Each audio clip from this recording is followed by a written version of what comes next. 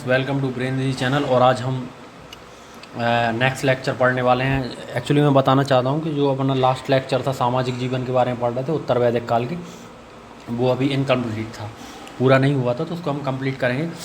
पहले तो हमें दो चीज़ पे ध्यान देना। अभी हमने उत्तर वैदिक लास्ट जो पढ़ा था ना, लास्ट पॉइंट वो ये पढ़ा था कि उत्तर वैदिक काल में स्त्रियों की स्थिति कैसी थी।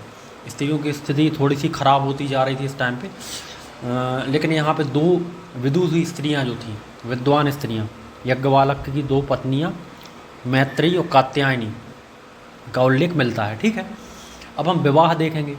विवाह जो थे वैसे ही थे जैसे ऋग्वैदिक काल में थे, अनुलोम विवाह और प्रतिलोम विवाह। अनुलोम विवाह हम जानते थे, मैं समझा चुका था कि अनुलोम विवाह वह विवाह होता था जिसमें स्त्री जो रहती थी वो निम्न वर्ण की होती थी, जबकि पुरुष उच्च वर्ण का होता था। प्रतिलोम विवाह में स्त्रियाँ उच्च वर्ण की होती थी और पुरुष निम्न वर्ण का होता था, और धार्मिक मान्यता जो थी वो अनुलोम विवाह की थी।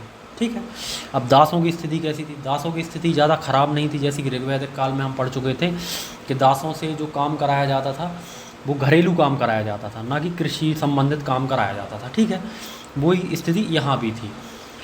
अब शिक्षा पे हम जाते थे। मौखिक शिक्षा थी। आपको पता होगा कि उस टाइम पे लोगों को लिपि का ज्ञान नहीं था, लिपि का कोई भी नॉलेज नहीं था। ठीक है, तो उस टाइम पे मौखिक शिक्षा दी जाती थी। हाँ, और एक चीज़ और है इसमें कि अलग अलग वर्ण के लिए अलग अलग पाठ्यक्रम या सिलेबस था। ठीक है, अलग अलग जो कैटेगरी थी वर्ण की, उसमें जो सिलेबस होता था या पाठ्यक्रम होता था वो अलग अलग होता था। ठीक है, अगर हम खान पान देख लेते हैं, खान पान में शाकाहारी या मांसाहारी, जैसा कि हमने ऋग्वैदिक काल में पढ़ा था, दोनों था। लेकिन अंतर क्या है? यहाँ जौ के साथ साथ गेहूँ, चावल, उड़द, नमक, मछली का भी प्रमाण मिला है। ठीक है, ग्रंथों में। ठीक है, इस काल में गाय का मांस निषिद्ध था, यानी मनाही थी गाय के मांस के लिए। पहनावा कैसा था? पहनावा हम देख ही चुके थे, जैसा ऋग्वैदिक काल में था। ऋग्वैदिक काल में क्या था भाई पहनावा? एक नीवी होता था, एक वास होता था, एक अधिवास होता था। नीवी में क्या होता था कि शरीर के निचले हिस्से में पहनने वाला वस्त्र होता था। वास क्या होता था? शरीर के मध्य हिस्से में पहनने वाला वस्त्र होता था। जबकि अधिवास होता था शरीर के ऊपरी हिस्से को ढकने वाला, जैसे साल, चादर वगैरह हो गया। ठीक है, अब मनोरंजन के साधन देखें। मनोरंजन के साधन भी ऋग्वैदिक काल के समान थे। ठीक है, मनोरंजन हम पढ़ चुके थे। इसका क्या था भाई? शिकार करना, पासा खेलना, जानवरों को लड़ाना, नृत्य, संगीत वगैरह का आनंद लेना, ये सब इनका मनोरंजन था। अब हम गोत्र के बारे में जानें। गोत्र क्या था? गोत्र सर्वप्रथम उल्लेख ऋग्वेद से प्राप्त हुआ है हमें। ठीक है, गोत्र का, किंतु व्यवस्थित रूप से अगर हम गोत्र को देखें ना, तो उत्तर वैदिक काल में गोत्र स्थापित हुआ। गोत्र शब्द का अर्थ होता है गोष्ठ या गायों का बाड़ा, जहाँ गायें रहती हैं।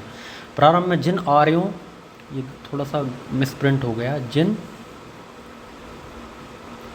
जिन आर्यों की गाय एक ही बाड़े में रहती थी उन्हें एक समान गोत्र माना जाता था। ठीक है, परंतु बाद में ऋषि मुनियों के नाम पर गोत्र नाम से रखा जाने लगा। एक ही मूल पुरुष से उत्पन्न लोगों को समान गोत्र का माना जाने लगा, यानी जो भी मूल पुरुष होता था अगर उससे उत्पन्न लोग हैं तो वो उसी गोत्र के माने जाते थे। ठीक है, उत्तर वैदिक काल में ब्राह्मणों द्वारा अपने यजमानों को भी गोत्र दिया जाने लगा। ठीक है, उत्तर वैदिक काल में समगोत्रीय विवाह, सॉरी विकाह लिखा है, विवाह है ये, समगोत्रीय विवाह। समगोत्रीय विवाह क्या? प्रतिबंधित हो गया। ठीक है, यहाँ उत्तर वैदिक काल से हो गया। अतः समान गोत्र वाले स्त्री पुरुष के मध्य विवाह क्या हो गया? निषिद्ध हो गया। आगे बढ़ते हैं। आश्रम व्यवस्था कैसी थी? उत्तर वैदिक काल में आश्रम व्यवस्था पूर्णतः स्थापित नहीं होती। छांदोग्य उपनिषद, इसको याद रखना है, में केवल 3 आश्रम, कौन कौन से का उल्लेख मिलता है? 3 आश्रमों का उल्लेख मिलता है। किसमें? छांदोग्य उपनिषद में। जबकि जवाली उपनिषद में अगर हम देखें ना, तो इसमें 4 आश्रम मिलते हैं। 4 आश्रम कौन कौन से थे भाई? ब्रह्मचर्य आश्रम, गृहस्थ आश्रम, वानप्रस्थ आश्रम और संन्यास आश्रम। ठीक है, तो ब्रह्मचर्य आश्रम जो होता था वो होता था 18 से 25 तक की आयु में। गृहस्थ आश्रम जो होता था वो 25 से अप्रॉक्स मुझे पता नहीं है, लेकिन 25 से 30 या 35 तक होता था। ठीक है, ये 40 तक, सॉरी, वानप्रस्थ 40 के बाद होता था। फिर संन्यास जो होता था उसके बाद से शुरू हो जाता था। अब निष्कर्ष क्या निकलता है इसका, कॉन्क्लूजन इस प्रकार उत्तर वैदिक समाज में रक्त संबंध पर आधारित था, किंतु समाज में कबीलाई ढांचा ढांचा ठीक, कबीलाई ढांचा टूटने लगा था। अब जो कबीलाई ढांचा था जो ऋग्वैदिक काल से शुरू हुआ था उसको टूटने लगा था, ठीक है। उत्तर वैदिक समाज में निरंतरता और परिवर्तनता दोनों के तत्व दिखाई देते हैं, जो सभ्यता के विकास के साथ साथ विकसित हो गए थे तथा आगे चलकर आधुनिक समाज की मान्यता बन गए थे। अब आगे आते हैं हम सीधा वैदिक कालीन आर्थिक जीवन पे, इम्पोर्टेंट है, इस पे आते हैं। तो वैदिक कालीन आर्थिक जीवन जो था वो कैसा था, तो पहले तो वैदिक कालीन आर्थिक जीवन पे आया तो पहले हम आएंगे पशुपालन पे, ठीक है, क्योंकि पशुपालन का उस टाइम ज़्यादा महत्व था, ठीक, कृषि का महत्व नहीं था। ऋग्वैदिक काल में आर्यों का जीवन क्या था, स्थायी था, अतः इस काल में कृषि की अपेक्षा पशुपालन का अधिक महत्व था, इसको याद रखना। इस काल में गाय हो गई, भेड़ हो गई, बकरी, घोड़ा, ऊँट, कुत्ता, शर्मा, कुतिया आदि का पालन किया जाता था। ऋग्वेद में हाथी और बाघ का उल्लेख नहीं मिलता, इसको याद रखना। किसका उल्लेख नहीं मिलता, हाथी और बाघ का। पशुपालन में सर्वाधिक महत्व गाय का था। ऋग्वेद में गाय का कितनी बार, 176 बार उल्लेख मिलता है, जबकि जीवन से जुड़े विभिन्न क्षेत्रों की अभिव्यक्ति गाय के माध्यम से की जाती थी। विभिन्न जो क्षेत्र हैं उनकी जो अभिव्यक्ति एक्सप्रेशन किया जाता था वो गाय के माध्यम, जैसे राजा को गौपति कहा जाता था, गोप्ता कहा जाता है, युद्ध को गवष्ठी कहा जाता था, समय को गोधिल कहा जाता था, दूरी को गव्यतु कहा जाता, पुत्री को दुहिता, धनी व्यक्ति को गौमत कहा जाता था, अतिथि को गौहन कहा जाता था। सब जो इनके विभिन्न क्षेत्र से जुड़े हुए नाम होते थे वो गाय से शुरू होते, गा नाम से शुरू होते थे, गाय से जुड़े हुए होते थे। आर्यों की अधिकांश लड़ाइयाँ जो हुई गायों को लेकर होती थी, इसलिए युद्ध को गवष्ठी कहते हैं। गाय को अगन्या जिसका वध वर्जित हो, अदन्या, वदन्या, अष्टकर्णी, ये गाय के नाम है, ठीक है, इनको याद रखना है। अब कृषि, तो कृषि जो था पशुपालन की तुलना में कृषि का गौण स्थान था, यानी उतना अच्छा स्थान नहीं था, पशुपालन को लोग ज़्यादा महत्व। इस काल में आर्य स्थायी रूप से निवास नहीं करते थे। ऋग्वेद में 24 बार कृषि का उल्लेख मिलता है, जबकि गाय का कितनी बार मिला था, 176 बार।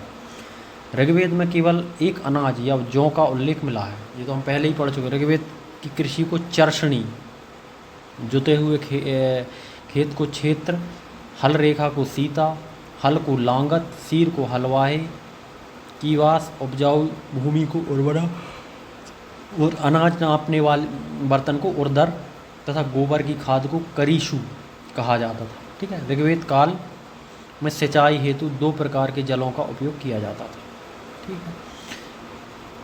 2 प्रकार के जल कौन थे, एक है स्वयंजा, वर्षा तालाब हद का पानी जो होता था, ठीक है, और एक होता था खनित्रमा खोद कर निकाला गया। 2 प्रकार के जो जल हैं उनका उपयोग होता था ऋग्वैदिक काल में, ठीक है। ये ऋग्वैदिक काल के आर्थिक जीवन के बारे में पढ़ रहे हैं, ठीक है।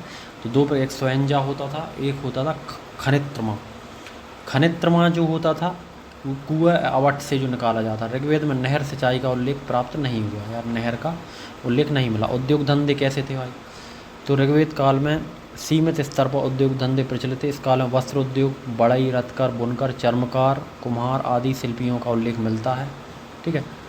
ऋग्वेद में बढ़ई हेतु तक्षण, धातुकर्मी हेतु कर्मार, कढ़ाई बुनाई हेतु श्री, ठीक है, या पेशकारी शब्द का प्रयोग मिलता है। ऋग्वेद में धातु में तांबा या कांसे हेतु अयस, सोना हेतु हिरण्य शब्द का प्रयोग किया गया, जबकि लोहा चांदी का उल्लेख नहीं मिलता। वाणिज्य व्यापार कैसा था भाई, सीमित मात्रा में था। आंतरिक व्यापार साक्ष्य तो प्राप्त था, परंतु बाह्य व्यापार के साक्ष्य नहीं प्राप्त, जबकि हमने इंडस वैली सिविलाइजेशन में हमें बहुत सारे प्रमाण मिले थे बाह्य व्यापार के भी। आंतरिक व्यापार तो था ही, बाह्य व्यापार के भी प्रमाण मिले थे, ठीक है। यातायात संचार व्यवस्था कैसी थी भाई, इसको देखें तो गाड़ी और बैल के रूप में ये संचार व्यवस्था थी, यातायात। मुद्रा व्यवस्था कैसी थी, वाणिज्य व्यापार मुख्यतः वस्तु विनिमय प्रणाली पर आधारित था।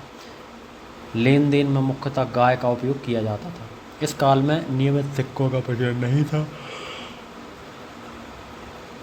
यद्यपि ऋग्वेद में निष्क की चर्चा की गई है, ठीक है, किंतु निष्क से तात्पर्य मुद्रा नहीं बल्कि तौल की इकाई या गले में पहना जाने वाले सोने का आभूषण था। निष्क से क्या है, तौल की इकाई भी हो सकती है या गले में पहने जाने वाला आभूषण। उसी प्रकार मन भी सोने के ढेर या तौल की इकाई थी। अब हम नगरीकरण पे आते हैं। ऋग्वेद काल में प्रशासन की सबसे बड़ी इकाई जन थी, ठीक है, वो तो हम पहले ही देख चुके थे। जबकि उत्तर वैदिक काल में थोड़ा सा बढ़ गई थी, ठीक है, क्या हो गई थी, जनपद हो गई थी, ठीक है, यहाँ पे जन थी। निष्कर्ष ये निकलता है कॉन्क्लूजन, इस प्रकार ऋग्वैदिक काल की अर्थव्यवस्था निर्वाह ग्रामीण अर्थव्यवस्था थी। इस काल में अर्थव्यवस्था की सभी पक्षों का विकास प्रारंभ हुआ था। यहाँ से अर्थव्यवस्था के सभी पक्षों का विकास प्रारंभ होगा, ठीक है, अभी पूर्णतः डेवलप नहीं था ये, ठीक है। वैदिक कालीन आर्थिक जीवन के बारे में, ठीक है, उत्तर वैदिक कालीन आर्थिक, अभी तक हमने ऋग्वैदिक कालीन आर्थिक जीवन के बारे में देख लिया था, और उत्तर वैदिक कालीन आर्थिक जीवन के बारे में बोले। तो पहले तो इसके एविडेंस कहाँ से मिलते हैं हम इसको जान लेते हैं। तो इसके एविडेंस हमें वेदों से मिलते हैं, सामवेद, यजुर्वेद, अथर्ववेद, ब्राह्मण, आरण्यक, उपनिषद ग्रंथों से प्राप्त होते हैं, ठीक है, इसको याद रखना है। कहाँ से मिलते हैं, सामवेद, यजुर्वेद, अथर्ववेद, ब्राह्मण, आरण्यक, उपनिषद। अब सबसे पहले अगर हम अर्थव्यवस्था की बात करें तो पशुपालन इसमें पहले आएगा, ठीक है, एक्चुअली आना कृषि चाहिए था लेकिन पशुपालन। अब देखो हम पढ़ते हैं, अभी तक हमने ऋग्वैदिक कालीन में जब उसकी आर्थिक जीवन के बारे में देखा था या इकोनॉमिक कंडीशन के बारे में देखा था, तो हमने देखा था कि पशुपालन का महत्व बहुत ज़्यादा था, ठीक है, कृषि का महत्व नहीं था। लेकिन यहाँ पे क्या होता है कि पशुपालन का महत्व जो है वो कम होने लगता है, ठीक है, क्या होने लगता है, कम होने लगता है। और कृषि का महत्व जो है वो क्या होने लगा, बढ़ गया है इसमें, ठीक है, पशुपालन का महत्व कम हो गया, कृषि का। उत्तर वैदिक काल में पशुपालन आर्यों का द्वितीयक पेशा बन गया, ठीक है, यानी अब क्या है, पशुपालन की अपेक्षा कृषि को अधिक महत्व देने लगे और कृषि जो है वो प्राथमिक पेशा बन गया, पशुपालन द्वितीयक पेशा बन गया, ठीक है। इस काल में आर्य नवीन पशुओं से परिचित हो गए, जैसे हाथी और बाघ, जो कि ऋग्वैदिक काल में हमें पता था कि हाथी और बाघ के बारे में कुछ भी ऐसा एविडेंस नहीं मिला या साक्ष्य नहीं मिले, जबकि यहाँ पे ना हाथी और बाघ से वो परिचित हो गए थे। हाथी पर अंकुश रखने वाले हस्तिप कहा जाता, हाथी पर जो अंकुश रखते थे उनको क्या कहा, हस्तिप कहा जाता था, ठीक है। यज्ञों के अतिरिक्त अन्य स्थानों पर गौवध करने वालों को मृत्युदंड दिया जाता था। अब कृषि पर आते हैं। उत्तर वैदिक कालों में आर्यों का जो प्रमुख पेशा हो गया वो कृषि हो गया, ये मैं बता ही चुका हूँ। इसका प्रमुख कारण था लोहे का प्रयोग, हाँ, क्योंकि लोहे से कृषि करना है तो लोहे के औजार तो होना ज़रूरी होते हैं, ठीक है। और लोहे के औजार, लोहे के सामान का जो है सबसे पहले जो हमें एविडेंस मिला है वो उत्तर भारत में लोहे का प्राचीनतम जो साक्ष्य मिला है वो 1000 ईसा पूर्व के आसपास अंतरजी खेड़ा, एटा जिला, उत्तर प्रदेश से प्राप्त हुआ है। इसको याद रखना है, ठीक है, सर्वप्रथम, ठीक है। और लोहे का जो एविडेंस हमें वहाँ भी नहीं मिला था, इंडस वैली सिविलाइजेशन में, ठीक है। यहाँ पे हमें लोहे का फर्स्ट एविडेंस जो मिलता है वो अंतरजी खेड़ा, एटा जिला, उत्तर प्रदेश से मिलता है। अथर्ववेद के अनुसार कृषि के देवता पृथ्वेन्यु, प्रथम कृषि इंजीनियर, ने मनु को हल चलाना सिखाया था, ठीक है। इस काल में जौ के अतिरिक्त गेहूँ, चावल, उड़द, सरसों, गन्ना, अलसी, सन आदि का उपयोग होने लगा, उत्पादन होने लगा। उत्तर वैदिक कालीन ग्रंथों में चावल के लिए हम क्या बोलते थे, ब्रीही बोलते थे, तंदुल, ठीक है। गेहूं के लिए गोधूम बोलते थे, उड़द के लिए मांस बोलते थे, सरसों के लिए हम सरसब बोलते थे, गन्ने के लिए इच्छू शब्द का उपयोग होता था। ये शब्द उस टाइम पे चलते थे। इस काल में सिंचाई हेतु तालाबों, कुओं का तो प्रयोग हो रहा था, हमने पहले ही पढ़ चुका। अब लेकिन नहरों का भी उपयोग होने लगा, और नहरों को अथर्ववेद में क्या कहा गया है, कुल्या शब्द का उपयोग किया गया है। क्या, कुल्या। अथर्ववेद में अतिवृष्टि और अनावृष्टि से फसलों की रक्षा के लिए मंत्रों का उल्लेख किया जाता था। इतना हो गया। अब आगे बढ़ते हैं हम उद्योग धंधे, बिजनेस वगैरह क्या था। तो उत्तर वैदिक काल में उद्योग धंधे में वृद्धि हुई। उत्तर वैदिक कालीन व्यासाओं की सूची वाजसनेय संहिता, तैत्तिरीय, ब्राह्मण में मिलती है, इसको याद रखना है। अगर हमें ऐसा पूछा जाए, प्रीलिम्स में आ सकता है कि उत्तर वैदिक कालीन में व्यासाओं की जानकारी कैसे प्राप्त होती है, तो वाजसनेय संहिता से प्राप्त होती है और तैत्तिरीय ब्राह्मण से। यद्यपि उत्तर वैदिक काल में भी प्रमुख उद्योग वस्त्र उद्योग था, जो कि ऋग्वैदिक काल में प्रमुख उद्योग वस्त्र उद्योग था, और अपने उत्तर वैदिक काल में भी प्रमुख उद्योग क्या था, वस्त्र उद्योग था। किंतु इस काल में कुछ अन्य व्यवसायियों जैसे कुलाल, कुंभकार, स्वर्णकार, मणिकार, रजकार, चर्मकार, बढ़ई आदि का उल्लेख मिलता है, ठीक है।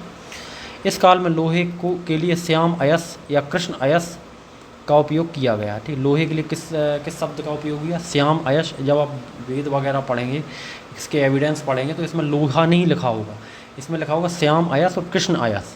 तांबे के लिए लोहित अयस, तांबे या कांसे के लिए अयश, चांदी के लिए रुक्म या रूप्य, शीशे के लिए शीश शब्द का उल्लेख मिलता है। इसको याद रखना। इस प्रकार आर्यों की प्रथमतः लोहा व चांदी का ज्ञान उत्तर वैदिक काल में हुआ था, इसको याद रखना।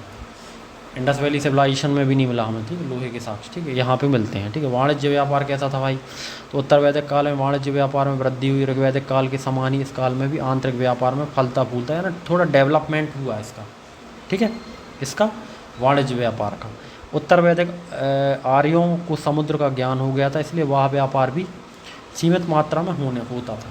मुद्रा व्यवस्था कैसी थी, मुद्रा व्यवस्था, तो अभी वाणिज्य व्यापार में वस्तु विनिमय प्रणाली प्रचलित थी, मुद्राओं का नियमित प्रचलन प्रारंभ नहीं हुआ था। यद्यपि निष्क, शतमान, पाद, कृष्णल आदि का उल्लेख मिलता है, किंतु इनका प्रयोग मुद्रा के रूप में नहीं बल्कि तौल की इकाई के रूप में होता था। इस काल में रत्ती का गुंजा, लाल दाना तौल की इकाई था, जिसे तुला बीज कहा जाता था, ठीक है।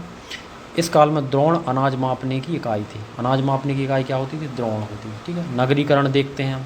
इस काल में नगरों का विकास प्रारंभ हो गया था। सर्वप्रथम तैतरेय अरण्यक में नगरों के रूप में हस्तिनापुर व कौशाम्बी का उल्लेख मिलता है, इसको याद रखना है कि नगरीकरण जो उत्तर वैदिक काल से प्रारंभ हुआ था, और कौशाम्बी और हस्तिनापुर 2 नगर जो थे, इनका उल्लेख हमें तैतरेय ब्राह्मण में मिलता है, किंतु ये विकासशील नगर थे।